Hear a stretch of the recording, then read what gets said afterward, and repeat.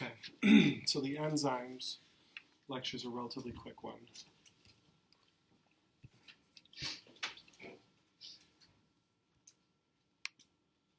There's the objectives. These first two objectives are what we're going to do in lecture and then your first quiz. And then this is the lab objective, Enzyme 3.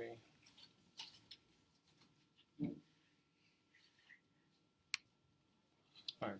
Enzymes are biological molecules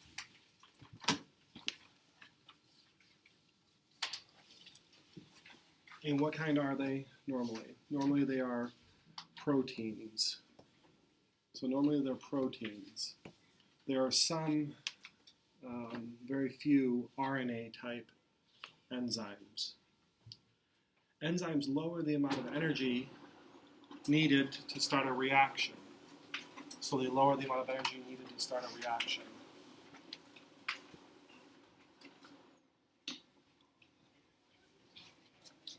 Because they lower the amount of energy needed, they speed up the reaction. Okay, so they speed up the reaction because they lower the amount of energy needed, and they can make the reactions happen faster. Enzymes can put two or more things together, so they can build things. I'm going to write that down. They can build things, or they can break things apart.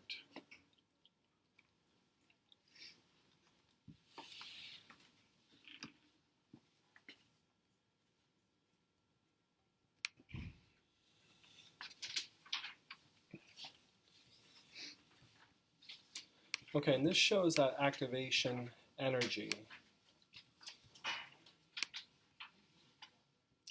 So the activation energy, or energy of activation, is the amount of energy it takes to get a reaction started. It's the amount of energy it takes to get a reaction started. Enzymes lower that. They lower it by bringing the molecules closer together or somehow changing how the molecules are fitted together. On the y-axis of these graphs, we have the amount of energy, and on the x-axis, we have process of reaction.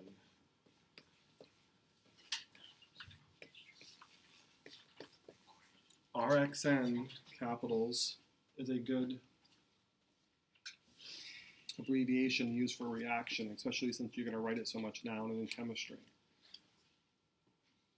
Okay, so the x-axis is how the reaction is proceeding. We always start with reactants,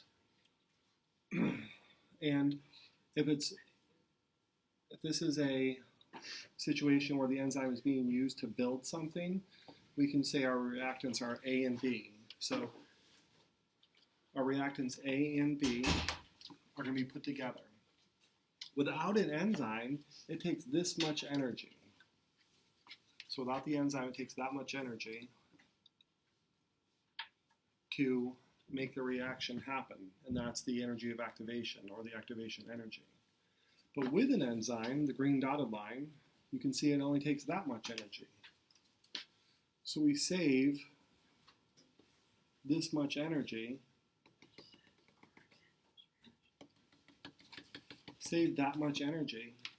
by using the enzyme. And so that's why the enzyme can happen, or the reaction can happen faster. Okay? And so our product over here, since this was a building reaction, our product will be AB.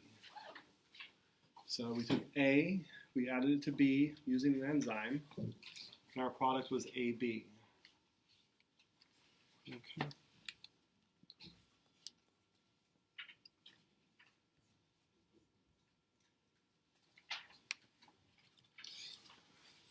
We said enzymes can be used to break things down.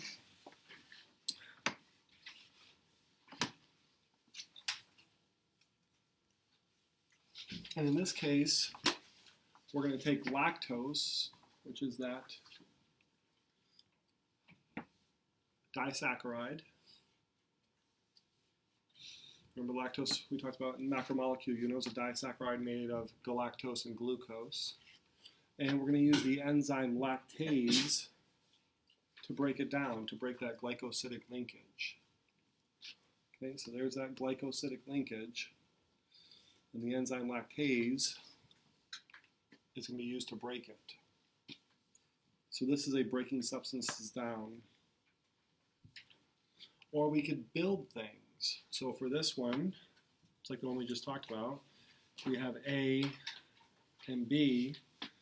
We're going to take the enzyme and they're going to bring A and B closer together so that we get a product AB. Or we could call that product C if we wanted. So that's a building things up reaction.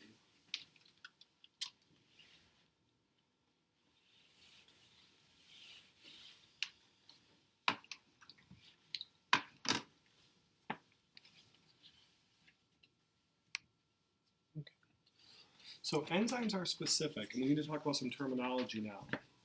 They're specific for a specific substrate. Substrate, or substrates, are what the enzymes work on.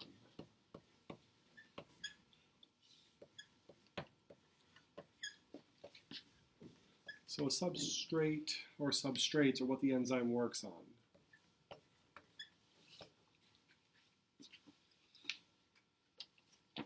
Each enzyme is specific for a specific substrate, and that's because there's an active site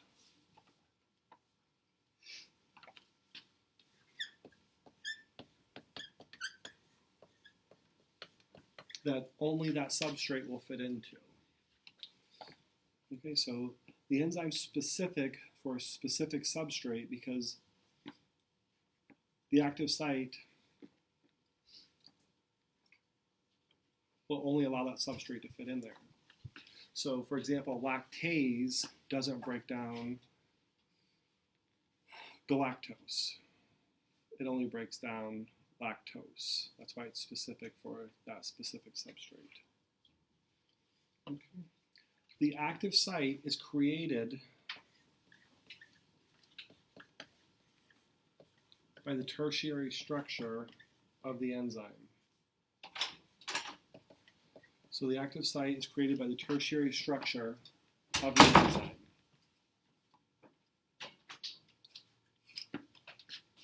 Okay. Remember that tertiary structure is how the enzyme is folded.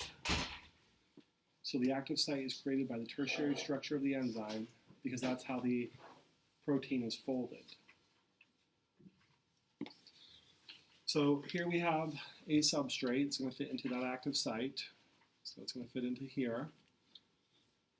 And then the enzyme is going to do its job and break it apart into two different products. So for this one, we can say we have, say C is going to be broken up into A and B by the enzyme.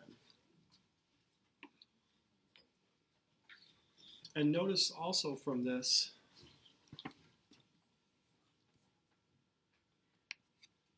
that the enzyme is not used up by the reaction. So enzymes are conserved in the reaction, they're not used up. We started with an enzyme here, and the enzyme is still present at the end. So in this way, enzymes can be used over and over. So enzymes are not used up by the reaction.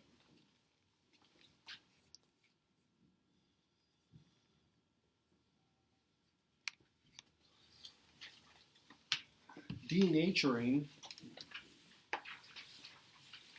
is a process where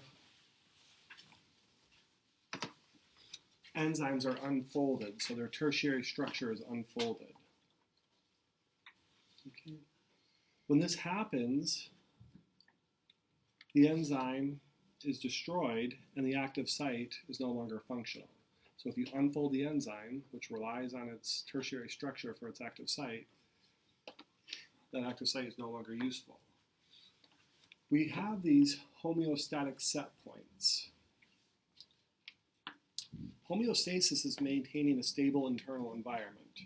For example, our body temperature is 98.6 degrees Fahrenheit. or 37 degrees Celsius. That's our natural homeostatic set point for our body. Our blood pH is 7.4. That's the homeostatic set point for our blood pH. That's where our blood is in homeostasis. But in our stomach, it's around 1.5 for a pH. The enzymes that work in our blood work best at a pH of 7.4 and a temperature of 98.6 degrees Fahrenheit.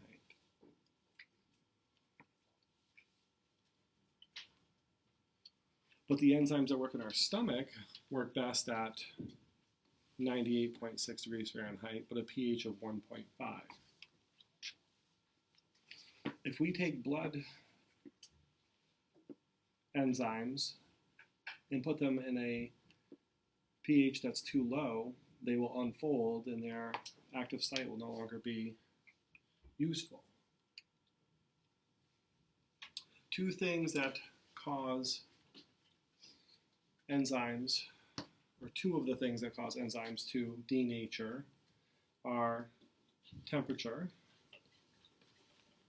and pH. So temperature and pH can cause enzymes to unfold or denature.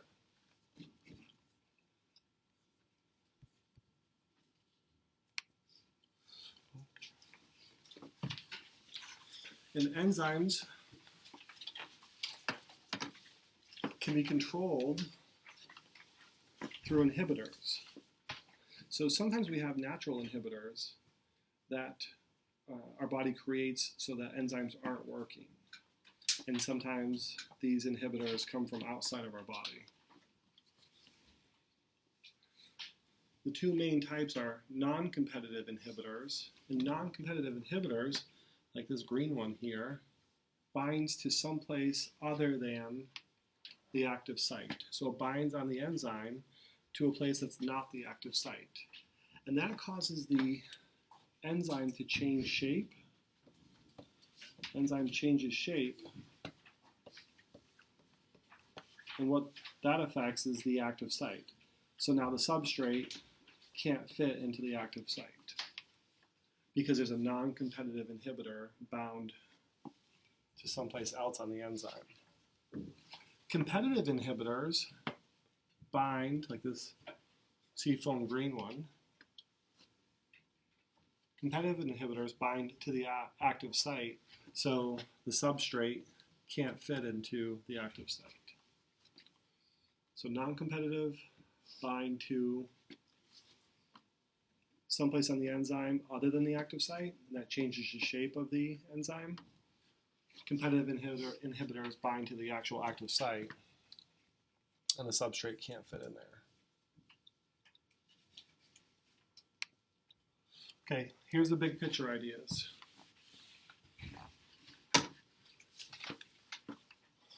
So enzymes lower the energy of activation, and that leads to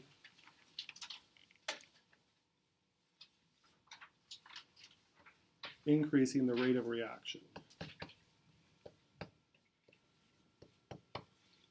That's one big picture. So enzymes are going to lower the energy of activation, the amount of energy it takes to get the reaction going, and that's going to increase your rate of reaction. Enzymes are not used up by the reaction.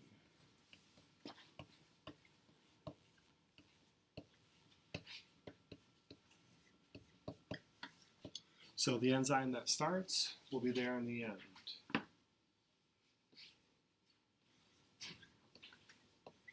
Substrate or substrates bind to the active site of the enzyme.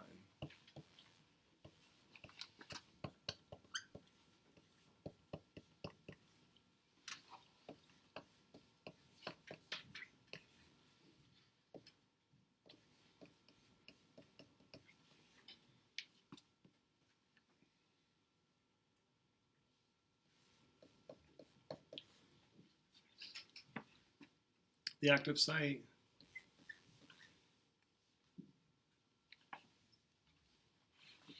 is specific for a specific substrate.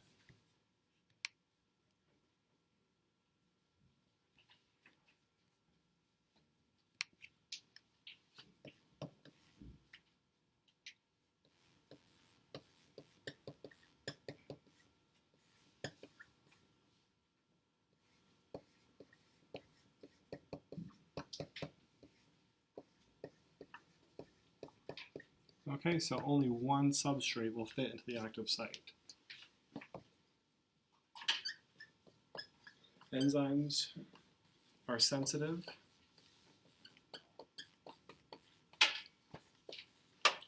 to changes in temperature and pH.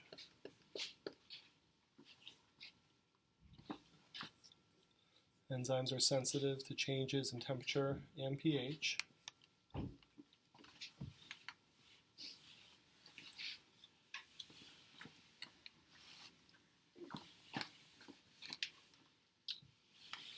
Enzymes are sensitive to changes in temperature and pH.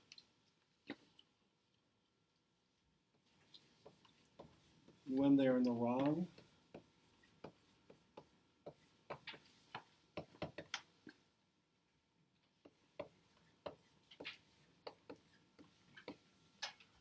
temperature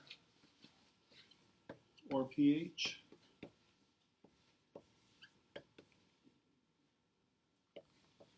they can denature. Okay.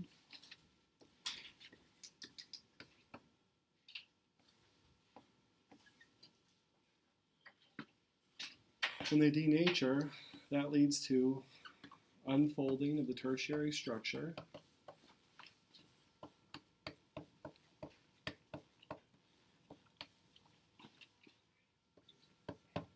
So that protein structure, the tertiary structure, unfolds.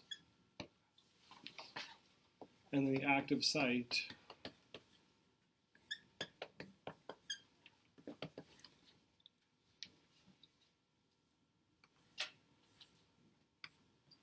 is no longer available for the substrate.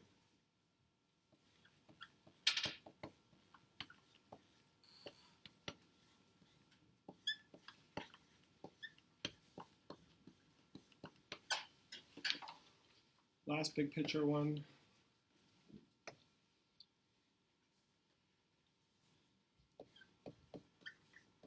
Enzymes are not used up by the reaction.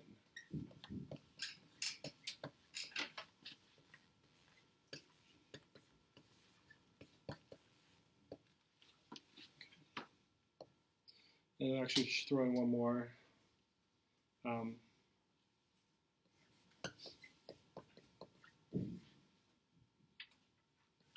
Active versus